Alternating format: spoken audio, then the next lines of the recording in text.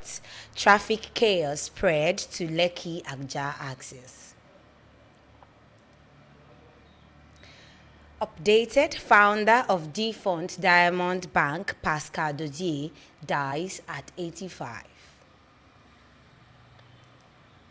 Osun communal clash, Adeleke relaxes curfew to 12 hours. U.S. criticizes Nigeria's import ban on agricultural and pharmaceutical goods. And now, the news in details. Starting from our local news, Banana Island on lockdown, estate gates shut, as traffic chaos spread to Lekki-Agja axis. The gates of Banana Island, situated in the Ikoyi area of Lagos State, was on Tuesday shut for entry and exit. This shutdown has caused gridlock on the Lekki-Agja axis and some other parts of Ikoyi. There are speculations that the shutdown was due to the proposed demolition of the Banana Clubhouse. In the viral video on Tuesday, vehicles in the long queue were seen stranded in the estate, with some men manning the gate to the estate. As of the time of filing the report, there were contradictory claims on the government agencies responsible for the development. While some attributed it to the agencies of the federal government, some others, the agencies of the state government, were responsible. Inquiring about the blockage, the press correspondent, after citing a viral broadcast message that the estate gate had been locked from residents, reached out to the Lagos State Building Control Agency, which denied being in the area. The broadcast message, which circulated on Tuesday, read, Lagos State Government Agency has just shut down Banana Island, disallowing residents and visitors from entering or leaving.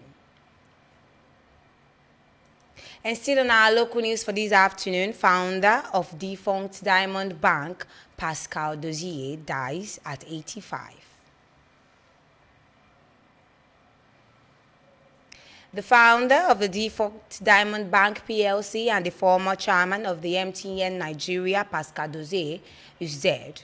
According to a statement issued by the family on Tuesday, the business tycoon died in the early hours of Tuesday at the age of 85. The statement from his son, Uzoma Dozie, who represented the family, reads, with deep sorrow, but with gratitude to God for a life well spent, we announce the passing of our beloved father, Pascal Gabriel Dozie, on the 8th of April, 2025. He was a devoted husband, father, grandfather, and a man of unwavering Catholic faith. His life was marked by service to God, his family, and his country. Pascal Dozie was born on April 9, 1939 in Egbu, Owerri, Imo State. Dozie was raised in a Catholic home with his father, Charles Dozie, serving as a catechist. The statement reads. And down to politics-related news this afternoon, Osun communal clashes, Adeleke relaxes curfew to 12 hours. Osun State Governor Ademola Adeleke has directed that the previous 17-hour curfew imposed on the three warring communities of Ilobu, Ifon, and Eri-Osun be relaxed to 12 hours. The communities had been recently embroiled in violent clashes that have claimed many lives and left several buildings razed by hoodlums. A statement signed by the State Commissioner for Information and Public Enlightenment, Kolakbo Alimi, obtained in Oshogbo, the state capital, on Tuesday, said the decision to relax the restriction was premised on the gradual return of peace in the affected communities. He also said the adjustment in the time frame of the curfew would allow students seeking for senior secondary school certificate examination and JAMB examination to be able to do so without any form of hindrance. The relaxation of the curfew is a sequel of the different security reports reaching the governor that the much expected ceasefire is taking the center stage on a daily basis. Accordingly, the governor has directed that the curfew should, beginning from today, Tuesday, 8/4/2025, commence from 7 p.m. to 7 a.m. on a daily basis until further notice, Alimi said. Commenting further in the statement, Adeleke reaffirmed his commitment to doing everything morally and officially possible to bring the communal fracas in the Tree community to an amicable end.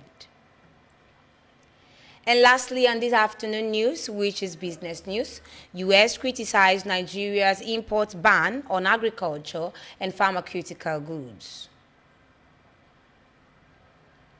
The United States Trade Representative on Monday criticized Nigeria's import ban on 25 categories of goods, claiming that the restriction limits market access for American exporters. This came shortly after President Donald Trump introduced tariffs on goods entering the U.S., with Nigeria facing a 14% duty. The USTR highlighted the impact of Nigeria's import ban on various sectors, particularly agriculture, pharmaceutical, beverages, and consumer goods.